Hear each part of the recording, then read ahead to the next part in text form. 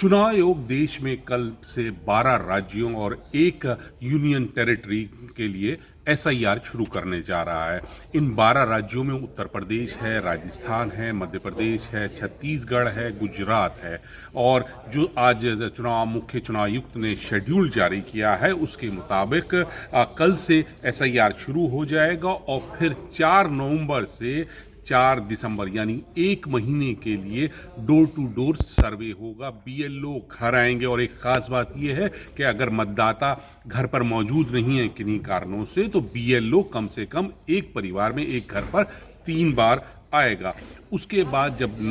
सर्वे पूरा हो जाएगा तो 9 दिसंबर 2025 को पहली मतदाता सूची जो है वो जारी की जाएगी और इसके बाद अगर किसी को आपत्ति है तो वो अपनी आपत्ति 9 दिसंबर से 8 जनवरी 2026 तक चुनाव आयोग को दर्ज करा सकता है। यानी अपने ज़िले का जो डिस्ट्रिक्ट मजिस्ट्रेट होता है उनके यहाँ करा सकता है, एआरओ होते हैं उनके यहाँ करा सकते हैं, ये अपील कर सकते हैं। और उसके बाद फिर 9 दिसंबर से ही 31 जनवरी तक वेरिफिकेशन होगी। यानी उनकी जो क्लेम्स किए हैं, जो नए मतदाता जुड़े हैं उनकी वेरिफिकेशन होगी, सत्यापन किया जाएगा। और जब ये कार्य पूरा हो जाएगा 31 जनवरी के बाद फिर अंतिम जो सूची है मतदाता सूची 7 फरवरी 2026 को जारी की जाएगी। और मुख्य चुनाव आयुक्त ने एक चीज़ बहुत साफ कर दी है कि ये जो कदम उठाया जा रहा है इसके पीछे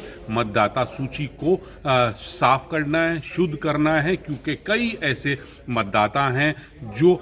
एक जगह से दूसरी जगह चले गए हैं या उनकी मृत्यु हो गई है या फिर कुछ गलतियों से विदेशी नागरिकों के नाम भी मतदाता सूची में जोड़े गए हैं। उन सबको इस सूची से हटाया जाएगा। मुख्य चुनाव आयुक्त ने यहाँ ये भी बताया गया है कि 2003 की जो मतदाता सूची है, अगर आज 2025 में जो लोग हैं उनके नाम उस सूची में है तो उन्हें किसी को कोई कागज़ नहीं देना है। ये बात आप फिर सुन लीजिए, कागज़ नहीं देना है। हाँ, अगर किसी के नाम कटता है या उस सूची से नहीं मिलता है तभी आपको 11 जो प्रमाण करने वाले पत्र हैं, कागज़ है, वो जमा करने हैं। मुख्य चुनाव आयुक्त ने यहाँ भी बताया कि अगर मान लीजिए किसी के माँ बाप नहीं हैं, उनकी मृत्यु हो गई है या वो बाहर चले गए हैं तो ऐसे लोगों के बच्चे जो हैं वो अपने माता पिता के कागज़ दिखा सकते हैं और मतदाता सूची में नाम जुड़वा सकते हैं। साथ साथ ये भी बहुत साफ किया गया है मतदाता सूची को लेकर जो भ्रम फैलाया जा रहा है कि इसमें कुछ लोगों के नाम जानबूझकर हटाए गए हैं या कुछ इस तरह की गलतियां हैं, तो उसमें उन्होंने कहा कि इसका सिर्फ लगातार ये होता रहा था और आज से करीब 21 साल पहले एसआईआर हुआ था और उतने समय हो गया, तो इसलिए आज ज़रूरत है कि मतदाता सूची को साफ किया जाए, उसे शुद्ध किया जाए जो चुनाव आयुक्त बता रहे हैं। तो अब इस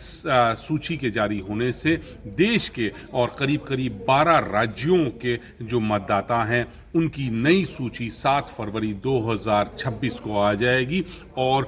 सबसे ख़ास बात यह है कि एसआईआर को लेकर जो बिहार के परिणाम सामने चुनाव आयोग के आए हैं और जो सर्वे आए हैं और जैसा वो दावा कर रहे हैं मुख्य चुनाव आयुक्त के, एसआईआर होने के बाद किसी भी दल ने आपत्ति नहीं की, यानी ज़ीरो। तो वो चाहते हैं कि इसी तरह से मतदाता सूची अब जो कल से 12 राज्यों और एक केंद्र शासित राज्य अंडमान निकोबार में हो रहा है, तो वैसे ही मतदाता सूची बनाई जाए जिसमें पूरी तरह से शुद्ध हो, कहीं कोई अशुद्धि ना रहे। यानी कोई वो मतदाता जो जिनकी मृत्यु हो गई हो या वो एक शहर से दूसरे शहर चले गए हों और जिन विदेशी नागरिकों की गलती से नाम जुड़े हैं उनको इस सूची से हटा दिया जाए। मुख्य चुनाव आयुक्त ने यह भी बताया कि आधार को लेकर जो भ्रम है कि वो नागरिकता का प्रमाण है, तो उसको भी उन्होंने बता दिया कि आधार एक्ट के अनुसार ही वो कोई प्रमाण नहीं है, वो सिर्फ आपकी एक पहचान का हिस्सा है, नागरिकता नहीं साबित करता।